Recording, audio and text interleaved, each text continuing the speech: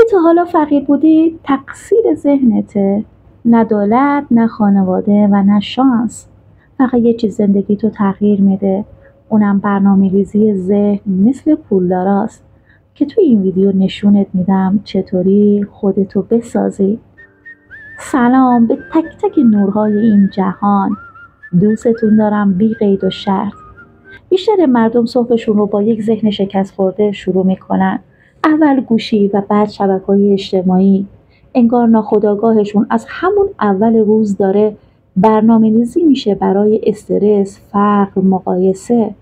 اما در مقابل آدم‌های ثروتمند صبحشون رو با یک روال ذهنی دقیق شروع میکنن، طوری که ناخودآگاهشون برای موفقیت شرطی شده. میدونی رازش چیه؟ رازش اینه که ذهن ناخودآگاهت با تکرار، تصویرسازی و احساس برنامه‌ریزی میشه و این یعنی اگه فقط 20 دقیقه صبح رو درست استفاده کنی، ذهنتو میتونی مثل یک مغناطیس پول و موفقیت تنظیم کنی. مرحله اول، بیدار شو اما بدون گوشی. 5 دقیقه اول روزتو بده به خودت. با چشم بسته نفس عمیق بکش و سکوت کن. مرحله دوم، بهتره که 3 جمله تأکیدی مخصوص ثروت رو تکرار کنی. من مغناطیس پول فرصت هام، پول با شادی به سمتم میاد. ذهنتو صدا بلند برنامه ریزی کن. مرحله سوم، نوشتن 3 هدف مالی در روز هست. ذهنتو قطب‌نما کن، واضح بنویس چی میخوای. یه تماس، یه ویدیو، یه معامله. و مرحله چهارم، تصویرسازی واضح موفقیته.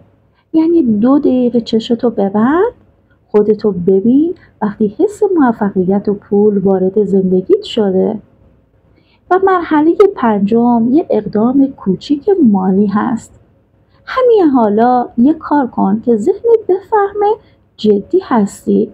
مثلا یه پیام کاری بفرست، یه صفحه بساز، یه تماس تنظیم کن. ذهن تو یا برده گذشتته یا معمار آیندته. اگه تو ذهنی پولدار بسازی، جهان بیرونی مجبور باهاش هماهنگ شه. فقط کافیه 7 روز این روتین رو انجام بدی، بعد بیا همینجا بنویس چه اتفاقی افتاد. اگر به ذهن و موفقیت علاقه‌مندی، حتما این کانال خودتو بساز، برای تویه.